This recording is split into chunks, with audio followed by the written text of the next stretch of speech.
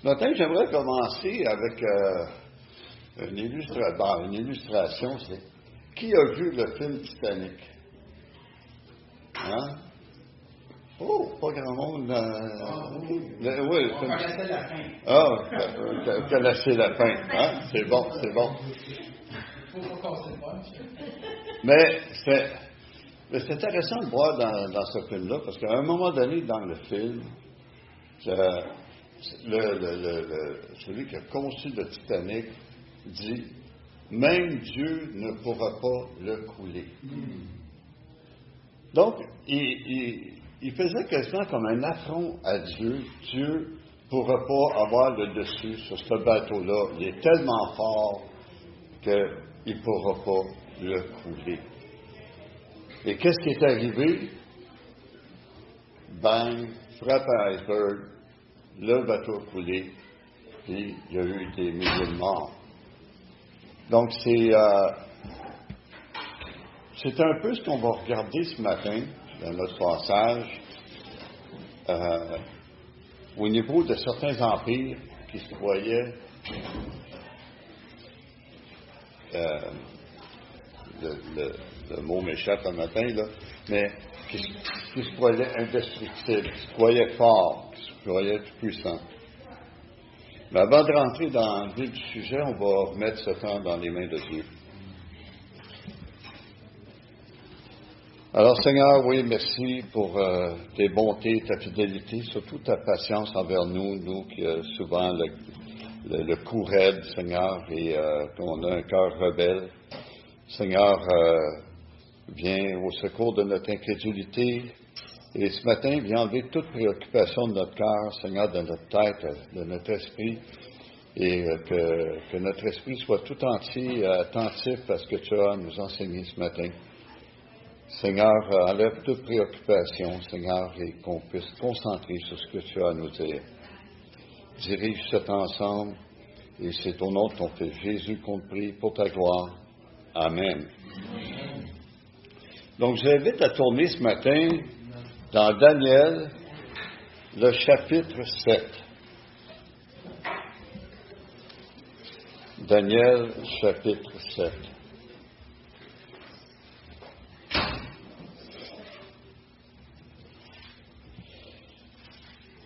Daniel, chapitre 7, verset 1.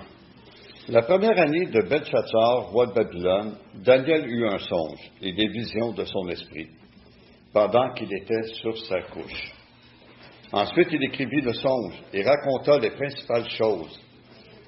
Daniel commença et dit, « Je regardais pendant ma vision nocturne, et voici, les 4 vents des cieux firent éruption sur la grande mer, et 4 grands animaux sortirent de la mer, différents l'un de l'autre. Le premier était semblable à un lion et avait des ailes d'aigle. Je regardai jusqu'au moment où ses ailes furent arrachées, il fut enlevé de la terre et mis debout sur ses pieds comme un homme, et un cœur d'homme lui fut donné. Et voici un second animal, était semblable à un ours, et se tenait sur un côté. Il avait 3 côtes dans sa gueule, entre les dents, et on lui disait, « Lève-toi, mange beaucoup de chair. » Après cela, je regardai, et voici un autre était semblable à un léopard, et avait sur le dos 4 ailes, comme un oiseau. Cet animal avait 4 têtes, et la domination lui fut donnée. Après cela, je regardai, pendant mes visions nocturnes, et voici, il y avait un 4e animal, terrible, épouvantable et extraordinairement fort. Il avait de grandes dents de fer. Il mangeait, brisait et foulait aux pieds ce qui restait. Il était différent de tous les animaux précédents. Et il avait 10 cornes.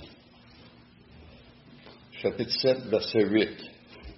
Je considérai les cornes, et voici une autre petite corne sortie du milieu d'elle. Et 3 des premières cornes furent arrachées devant cette corne. Et voici, elle avait des yeux comme des yeux d'homme, et une bouche qui parlait avec arrogance. Je regardai pendant que l'on plaçait des trônes, l'ancien des jours s'assit. Son vêtement était blanc comme la neige, et les cheveux de sa tête étaient comme de la laine pure. Son trône était comme des flammes de feu, et des roues comme un feu ardent. Un fleuve de feu coulait et sortait devant lui. 1000 milliers le servaient, et 10 000 millions se tenaient en sa présence. Les juges s'assirent, et les livres furent ouverts. Je regardai alors à cause des paroles arrogantes que prononçait la corne, et tandis que je regardais, l'animal fut tué, et son corps fut anéanti, livré au feu pour être brûlé. Les autres animaux furent dépouillés de leur puissance, mais une prolongation de vie leur fut accordée jusqu'à un certain temps. Je regardai pendant mes visions nocturnes, et voici sur les nuées des cieux arriva quelqu'un semblable à un fils de l'homme.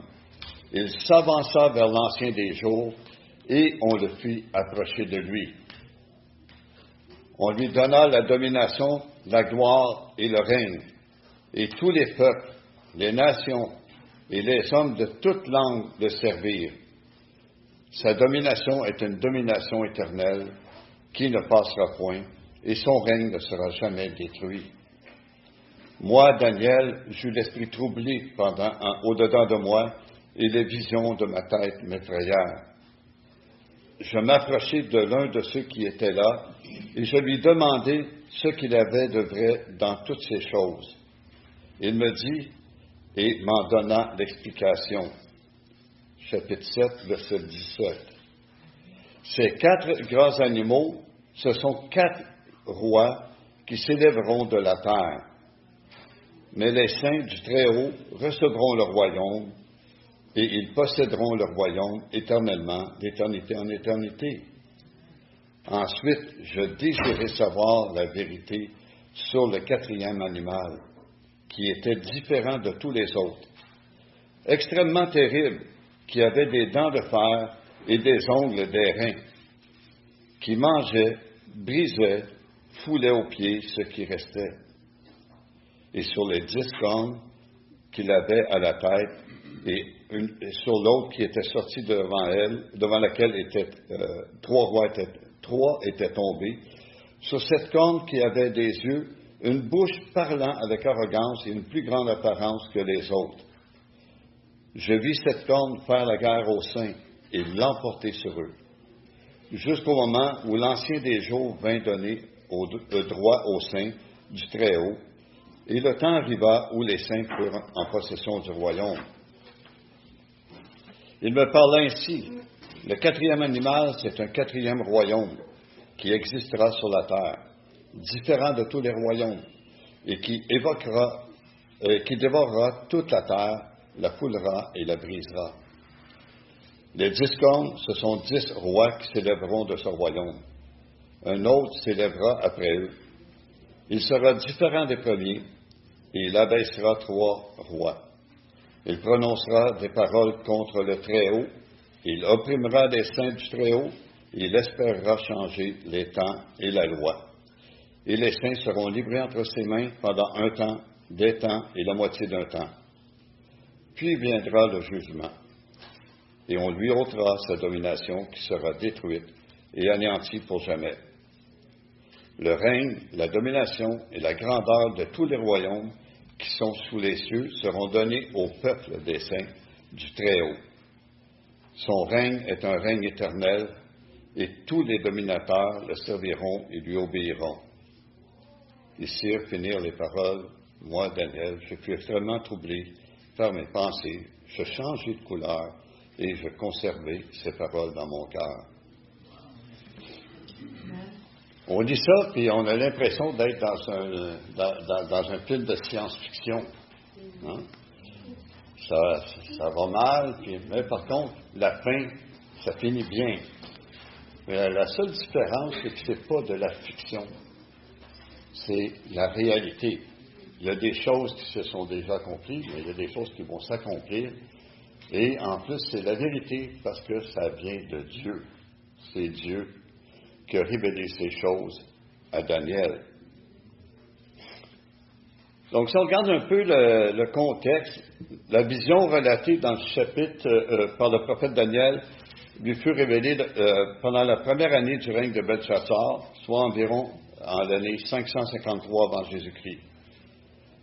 Puis le songe de Daniel précéda de 14 ans son expérience dans la fosse aux lions. Donc, ce qu'on a vu la semaine passée avec Matthieu, mais ça, c'est arrivé après le songe de Daniel. Daniel avait environ 68 ans quand il a reçu ce songe, car il avait été envoyé en captivité en 605 avant Jésus-Christ à l'âge de 16 ans, donc 52 ans plus tôt. Donc, en mentionnant que ce rêve est un songe, Daniel voulait souligner l'unité de la révélation en décrivant ce qu'il voyait comme des visions. À cause de la profonde signification de son rêve, Daniel en écrivit immédiatement le résumé. Il n'a pas attendu et dit, bon, ben, je vais raconter ça plus tard, je vais l'écrire plus tard. Il était tellement troublé, comme on a vu dans le texte, qu'il l'a écrit tout de suite parce qu'il ne voulait pas rien oublier de ce qu'il avait vu. Parce que c'était très important. Il y avait tellement de détails. C'est intéressant de voir que dans les 6 premiers chapitres de Daniel, Daniel parle à la 3e personne.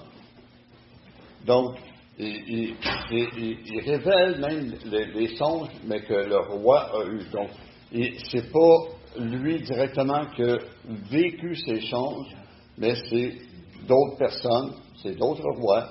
Donc, il parle à la 3e personne. Et à partir du chapitre 7, les 6 derniers chapitres, Daniel parle à la première personne. Donc, c'est moi, Daniel, j'ai vu un songe.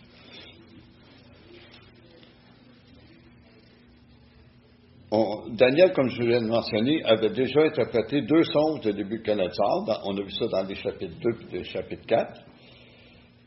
Et à partir du chapitre 7, c'est lui-même qui devient le récipiendaire ou le destinataire, si on peut dire, de 4 rêves qu'on va voir dans les chapitres 7 à 10. Donc, le chapitre 7, c'est ce qu'on va voir ce matin, la vision des 4 animaux. Le chapitre 8, ça va être la vision du bélier, du bouc que Daniel va recevoir comme vision. Par la suite, la vision des 70 semaines au chapitre 9 et aussi la vision de la gloire de Dieu au chapitre 10.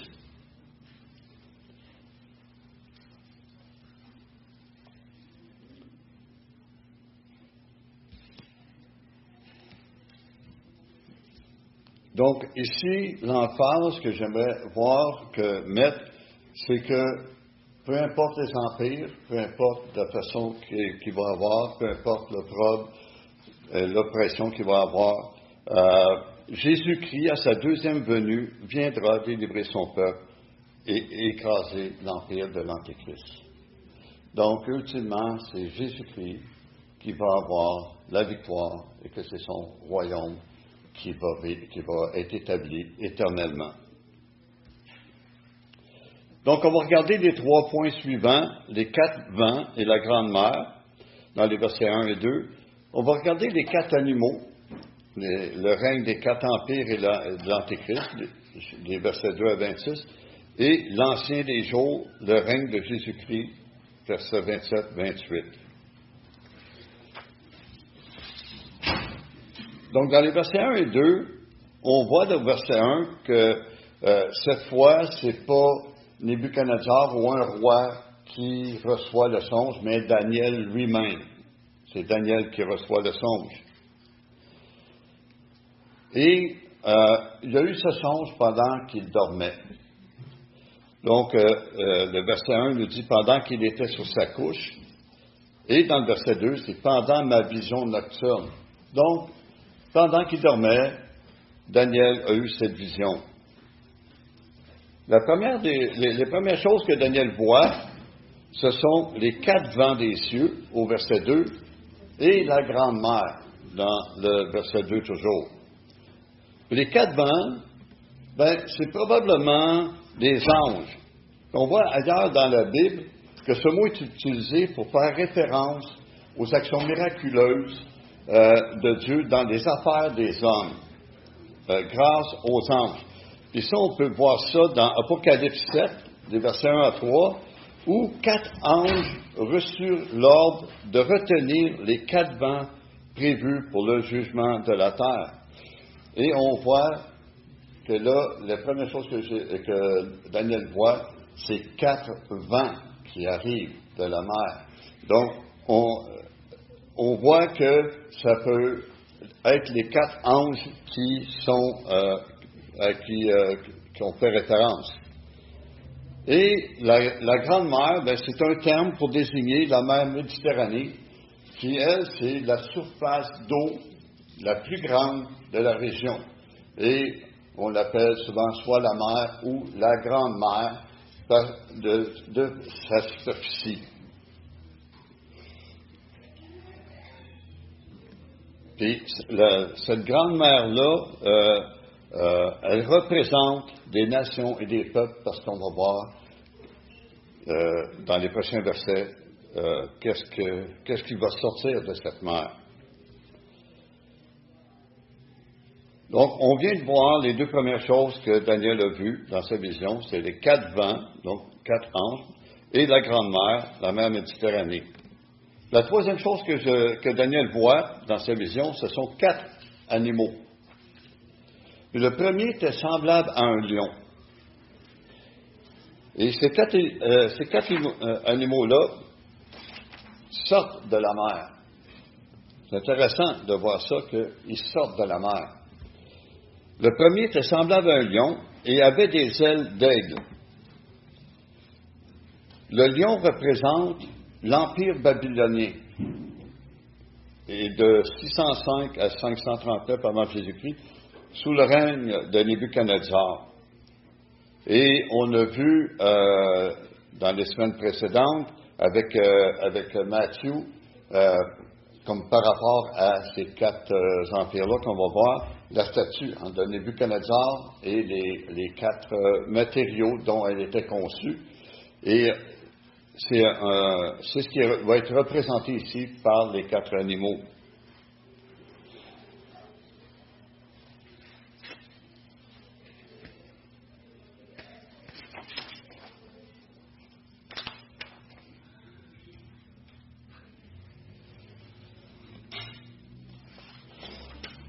Donc, le lion, il est levé sur ses 2 pattes, ses pattes en arrière, le faisait paraître davantage comme un homme, ce qui peut faire référence aux intérêts humanitaires de Nebuchadnezzar, parce que Nebuchadnezzar, il était vraiment imbu de lui-même, mais à un moment donné, comme on a vu, ses ailes ont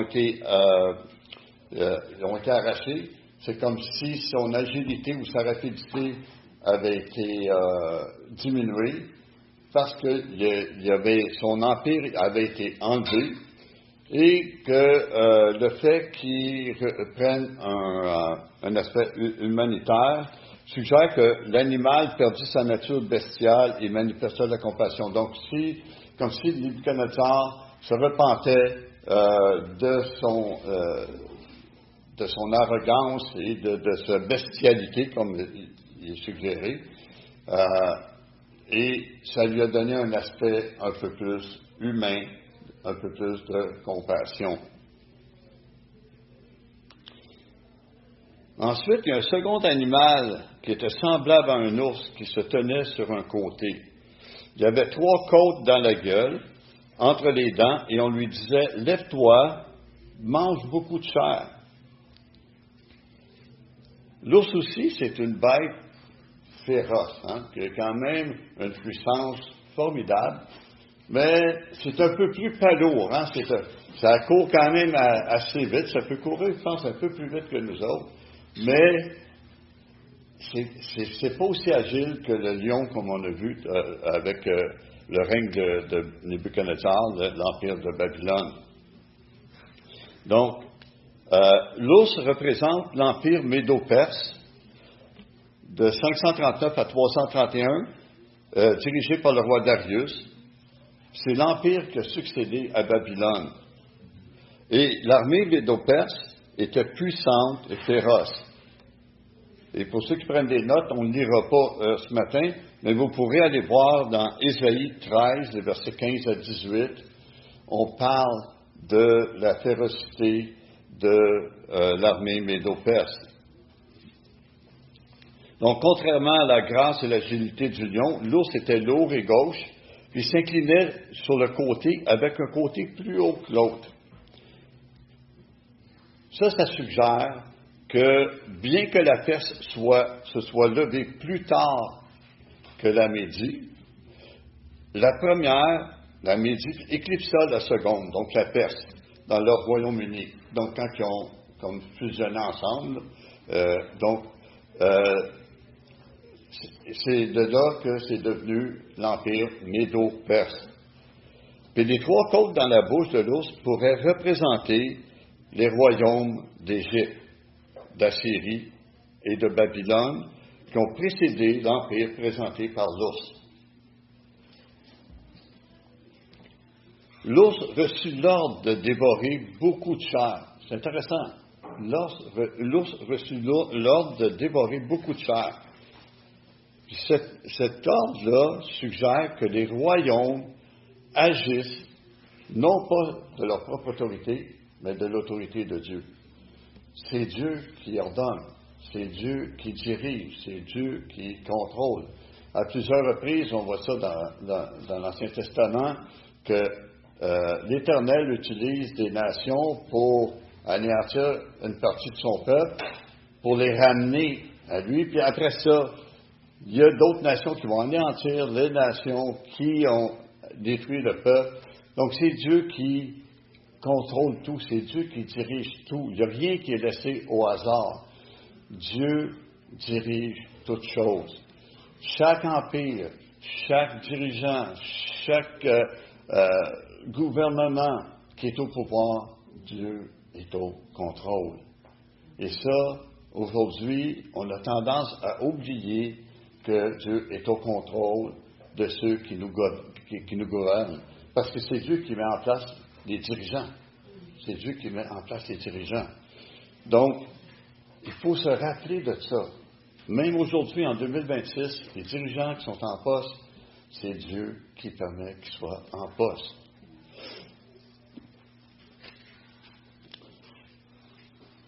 Un autre animal qui était semblable à un léopard, le troisième animal.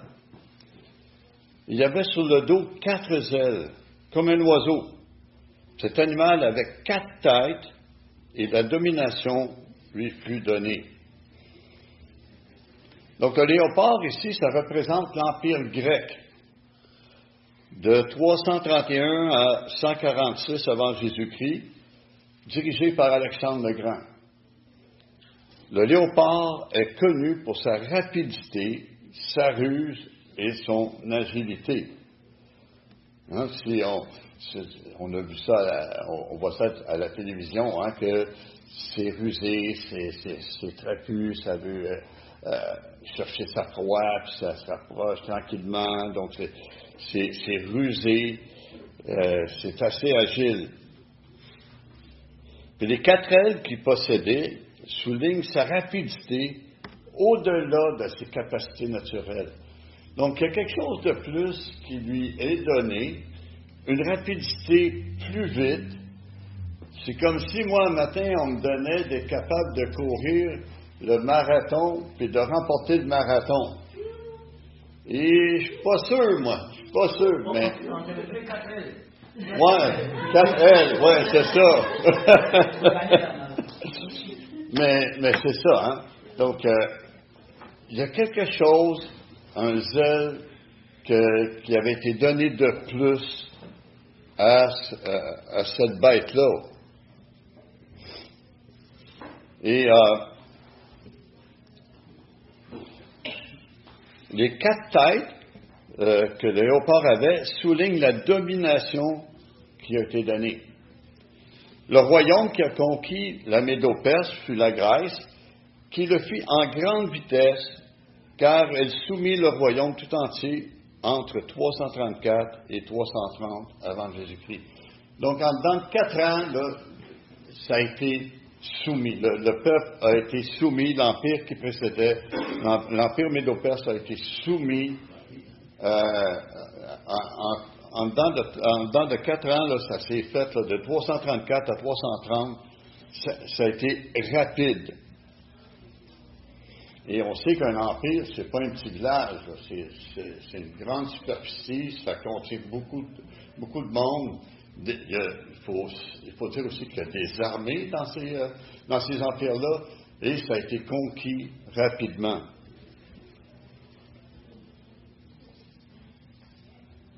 Maintenant, ça nous amène au 4e animal. Terrible, épouvantable, extraordinairement fort. Il avait de grandes dents de fer. Il mangeait, brisait et foulait aux pieds ce qui restait. Il était différent de tous les animaux précédents et il avait 10 cornes. La description de cet animal-là, là, on voit que c'est toute sa puissance. Les autres animaux qui ont été décrits, oui, il y avait certaines forces, de puissance, tout ça, mais là, c'est encore plus en détail, hein? Il y a des grandes dents de fer. Il est tellement puissant qu'il n'y a pas d'animaux pour le comparer. Parce qu'il y a Exact. C'est que c'est le seul animal qui n'est pas nommé, qui n'est pas identifié à un animal connu. Fait que c'est juste un animal. Et ce 4e animal représente l'Empire romain, de 146 avant Jésus-Christ à 476 après Jésus-Christ. Pour ce 4e animal, au lieu de le comparer à une bête, comme on a dit, Daniel l'appelle seulement un animal.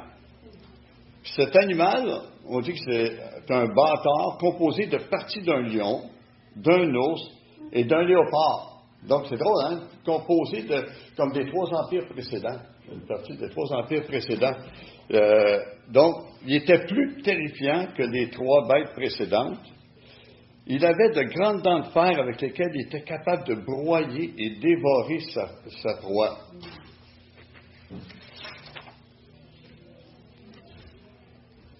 Il avait écrasé et assimilé les 3 empires précédents, représentés par le lion, l'ours et le léopard. Par contre, ce qui était différent chez cet animal-là, c'est qu'il y avait 10 cornes. Et le verset 24 de notre passage mentionne que ces 10 cornes sont 10 rois qui vont s'élever de ce royaume. Donc, 10 rois qui vont sortir et qui vont régner. Et ensuite, Daniel, il porte notre attention sur une autre corne, qui celle-là commence à pousser au milieu des 10 cornes. Cette petite corne-là a un début qui semble insignifiant. Toute petite, hein? Toute petite. Je ne sais pas si vous avez déjà fait des semis ou des choses comme ça quand vous des semis, quand vous semez une petite graine en terre. Quand ça pousse, ça sort tout petit. Même un arbre, hein? Vous regardez ça, c'est tout petit quand ça sort. Ça a l'air insignifiant. Mais regardez-le grandir et ça vous dépasse. Et il y a des arbres géants. Pourtant, quand ça commence, c'est tout petit. C'est tout petit. Ça semble insignifiant. Et c'est ce qui se passe avec cette corne-là.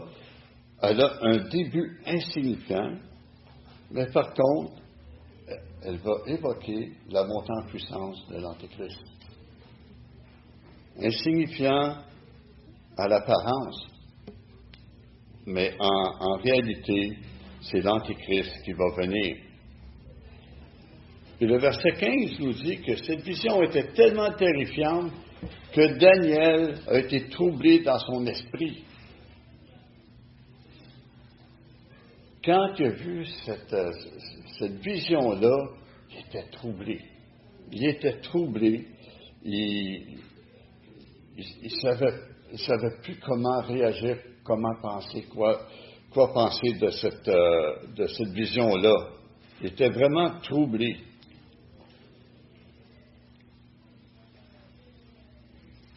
Et c'est intéressant que cette corne-là, on dit que elle parlait, cette corne-là parlait avec arrogance. Verset 20, hein, on voit ça. Il fit la guerre aux saints et il l'emporta sur eux. Verset 21. Il prononça des paroles contre le Très-Haut. Verset 25. Il opprimera les saints. Ils seront livrés entre ses mains pendant un temps, des temps et la moitié d'un temps. Verset 25. Donc, on voit que cette petite corne-là, elle a beaucoup de puissance. Elle va régner, elle va dévorer, elle va écraser, elle va être arrogante envers l'Éternel, elle va écraser, opprimer les saints, elle va les prendre en esclavage, elle va en tuer. Il y en a plusieurs qui vont périr. Et si on regarde un temps, des temps et la moitié des temps, ça représente les 3 ans et demi des 7 années de règne de l'Antéchrist, la deuxième partie de son règne. Donc, et ça va précéder la deuxième venue de Christ. Ça, il ne faut pas oublier ça. Comme j'ai dit tout à l'heure, oui, Roy.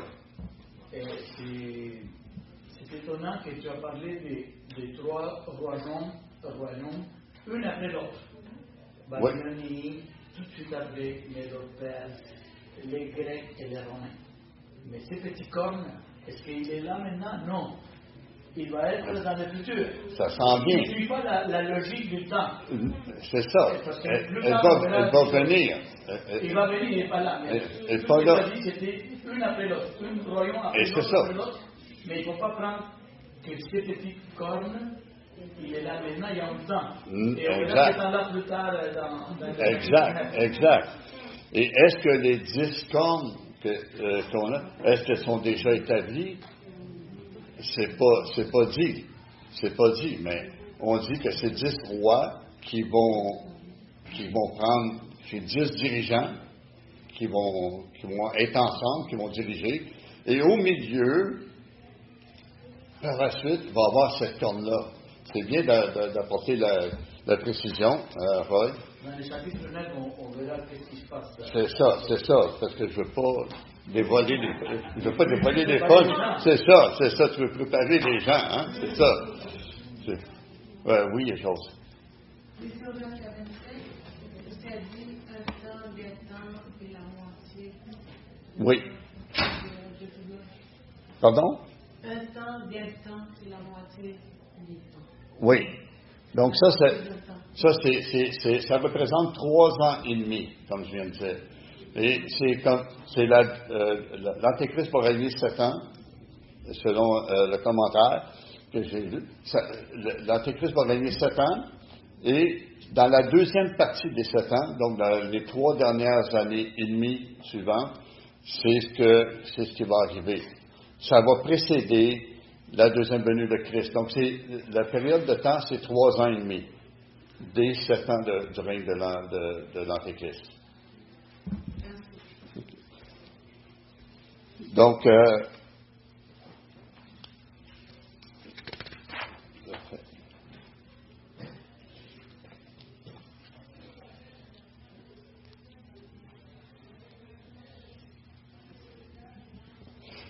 et ce qui est intéressant à regarder par rapport aux 4 animaux, c'est en regardant le chapitre 13 du livre de l'Apocalypse. Parce que Apocalypse 13 reprend cette vision-là des 4 animaux. Le verset 1, on a encore la mer. C'est la même mer que dans Daniel 7, soit la mer Méditerranée. Puis le verset 2, c'est les 4 animaux. Puis on voit ici les 4 animaux mentionnés de Daniel, donc le léopard, le léopard, l'ours, le lion et le dragon qui se trouve être comme l'Antéchrist ou la 4e bête qui vient. Donc c'est les 4 animaux qu'on voit de Daniel 7 qui sont repris dans Apocalypse 13. Et même le dragon, on voit aussi qu'il y avait les 10 cornes aussi. Fait que, ici, jusqu'à maintenant, on voit que c'est l'empire humain qui semble être au contrôle, qui semble diriger.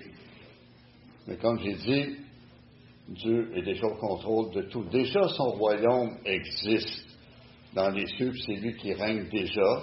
C'est lui qui contrôle tout. Mais ça précède la deuxième venue de Christ. Et Christ s'en vient. Le jugement de Dieu s'en vient. Et si on regarde les versets 9 et 10 de notre texte, des trônes sont placés pour le jugement. Et Dieu, dans toute sa gloire, s'assit sur l'un des trônes, prêt pour le châtiment du quatrième royaume dirigé par l'Antéchrist. Le jugement est imminent. Les trônes, Daniel voit que des trônes sont déjà, après être mis en place, des trônes pour le jugement. Dieu s'assoit sur un de ces trônes et l'Antéchrist va être jugé. Et on voit dans les versets 11, 12 et verset 26 que le quatrième animal fut tué et dirigé par la petite corne, qui est l'Antéchrist, qui sera vaincu lors de la seconde venue de Christ. Et verset 12, les autres animaux sont les 3 empires précédents qui, par leurs descendants, feront partie de la phase de domination romaine de sa forme ultime. Donc, il y a les descendants de ces empires-là qui vont s'unir pour faire la guerre encore aux saints, mais ça va être la fin pour eux. Aucune survie sera possible pour le quatrième empire qui est ressuscité après le retour de Christ, car il sera totalement dévasté, détruit, et sera remplacé par le royaume de Christ.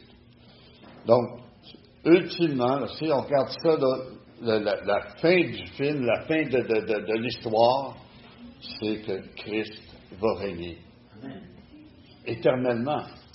Donc, on n'a pas à craindre ce qui se passe dans le moment, parce que c'est écrit que ça va se passer. Il va y avoir de l'oppression, il va y avoir de la persécution, il va y avoir des martyrs. Il y en a eu, il y en a encore, il va en avoir jusqu'au retour de Christ. Mais pour eux, leur fin est déjà arrêtée. Et Dieu va revenir instaurer son royaume éternellement et délivrer son peuple dont nous faisons partie.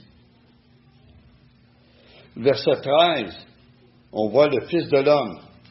Le Fils de l'homme, c'est le Messie, c'est Christ qui revient. Et on parle de l'Ancien des jours au verset 13. Et l'Ancien des jours, c'est Dieu. Donc, on voit que tout ce texte, tout ce passage, toute cette histoire est centrée sur Dieu, sur Christ, son royaume qui vient être rétabli. C'est vraiment une espérance, c'est une joie de savoir qu'on n'a rien à craindre, que Dieu est au contrôle, que Dieu revient établir son trône, son royaume. Les versets 14, 22 et 27 nous disent que Dieu donne la domination de son royaume à Christ. Et sa domination n'aura pas de fin. Elle sera éternelle. Son règne ne sera jamais détruit. C'est une assurance. C'est certain.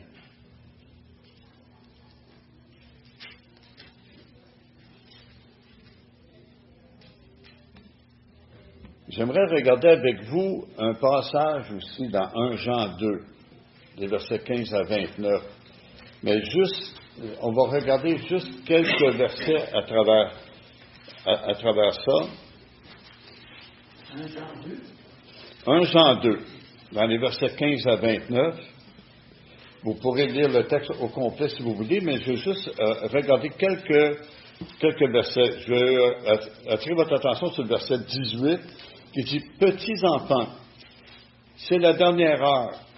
Et comme vous avez appris qu'un antéchrist vient, il y a maintenant plusieurs antéchrists, par là, nous connaissons que c'est la dernière heure. » Donc, quand on va voir ces choses arriver, on sait que le retour de Christ est imminent.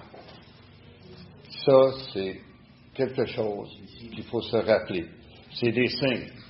Et pour ça, il faut être ancré dans la parole, il faut être proche de Dieu, il faut connaître la parole pour justement, parce qu'il va y avoir des faux prophètes, des faux docteurs, il y en a qui vont se dire de Dieu, et qui vont se dire Dieu, qui vont se dire Christ, qui vont se dire le Sauveur. Mais il ne faut pas se laisser leurrer. Parce que le verset 22 dit « Qui est menteur, sinon celui qui nie que Jésus est le Christ? Celui-là est l'Antéchrist, qui nie le Père et le Fils. » Ça, c'est toujours dans 1 Jean 2, le verset 22. Et les versets 25 et 26 de ce même passage. Et la promesse qu'il nous a faite, c'est la vie éternelle. Il faut s'attacher à cette promesse. Mon frère, ma soeur, il faut s'attacher à cette promesse. Verset 26, « Je vous ai écrit ces choses au sujet de ceux qui vous égarent. » Il y en a qui vont tout faire pour nous égarer, nous attirer loin de Dieu. Faites juste regarder la société d'aujourd'hui. Hein? On rejette Dieu partout, mais toi, fais-toi plaisir. Pense à toi-même. Puis, fais tout ce qui peut t'éloigner de Dieu. Puis ça commence par des petites choses et on s'en détourne. Donc, je vous écris ces choses au sujet de ceux qui vous égarent. Verset 28, toujours de 1 Jean 2. Et maintenant, petits enfants, demeurez en lui, afin que lorsqu'il paraîtra, nous ayons de l'assurance et qu'à son avènement, nous ne soyons pas confus et éloignés de lui. Il faut demeurer en lui, il faut demeurer dans sa parole, il faut demeurer proche de Dieu, afin qu'on ait cette assurance, qu'on ne soit pas troublé quand il va revenir, mais qu'on puisse être joyeux de son retour. 1 Jean 3, le chapitre suivant, 1 Jean 3, versets 7 et 8. Petits enfants, que personne ne vous séduise. Celui qui pratique la justice est juste comme lui-même est juste. Et le verset 8, celui qui pêche est du diable, car le diable pêche dès le commencement. Le Fils de Dieu a paru afin de détruire les œuvres du diable. Les œuvres du diable vont être jusqu'à la fin avec l'Antéchrist, mais Dieu va venir, Christ va venir et détruire toutes ses œuvres. Et c'est son royaume qui va être établi.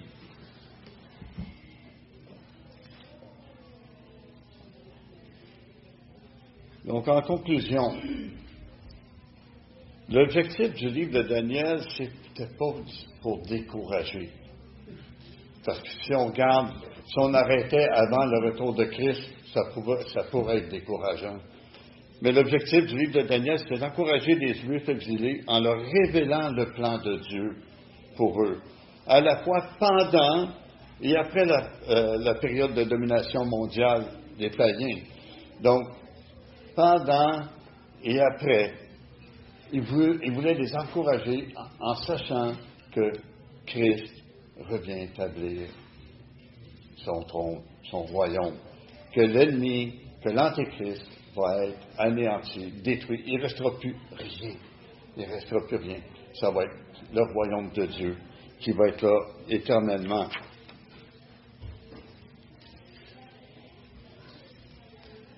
Et le thème principal dans notre passage aujourd'hui, c'est le thème du contrôle souverain exercé par Dieu sur toutes les nations et leurs dirigeants, avec le remplacement final par le royaume véritable. C'est le thème le plus important. Que Dieu revient pour le remplacement du royaume avec le roi véritable. le roi de justice, le roi qui vient pour délivrer son peuple, prendre soin de son peuple. Le royaume de Dieu surpasse les empires humains. Peu importe l'empire humain sur cette terre, rappelons-nous que l'empire de Dieu surpasse, le royaume de Dieu surpasse tous les empires humains. Donc, comme mentionné, on doit s'appuyer sur la puissance du royaume de Dieu et non sur la puissance des empires humains.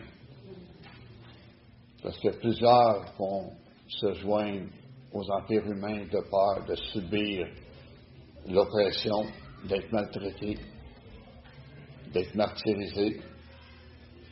Mais il faut s'appuyer sur la puissance et la promesse de la vie éternelle. Il faut s'appuyer sur les promesses. Ne pas craindre les puissances des empires humains dans la persécution, car Christ va revenir écraser ces empires. Il va venir délivrer son peuple et établir son royaume éternel. Alors, j'aimerais qu'on termine dans un mot de prière. Eh bien, Père éternel, oui, merci parce que la lecture de ta parole, de ce qu'on vient de lire ce matin, Seigneur, c'est vraiment rassurant de voir que tu es au-dessus de tous les empires, de tous les royaumes de cette terre, et que ton royaume est éternel. Merci parce que tu vas venir délivrer, Seigneur, tu vas venir délivrer ton peuple, tu vas venir le prendre avec toi, tu vas lui donner part à ton royaume. Merci pour cette assurance de la vie éternelle. C'est ta promesse, Seigneur, qu'on a la vie éternelle avec toi. Seigneur, garde-nous fidèles à toi, garde-nous attachés, proches de toi, Seigneur, afin qu'on ne soit pas détournés. Et Seigneur, garde-nous affermis notre marche avec toi et qu'on ait le regard sur l'éternité, qu'on ait le regard sur ton royaume, qu'on n'ait pas la crainte des hommes, mais Seigneur, qu'on puisse te craindre toi qui es le seul vrai Dieu, toi qui règnes éternellement et qui va venir rétablir toutes choses au retour de Christ, qui va venir rétablir ton royaume. Merci, Père. Dirige-nous ce matin aussi pour le culte d'adoration, soit avec chacun de nous. Et merci encore pour ton amour, ta fidélité envers nous, ta miséricorde et ta compassion, Seigneur. Et c'est au nom de ton Fils Jésus qu'on te prie, pour ta gloire. Amen.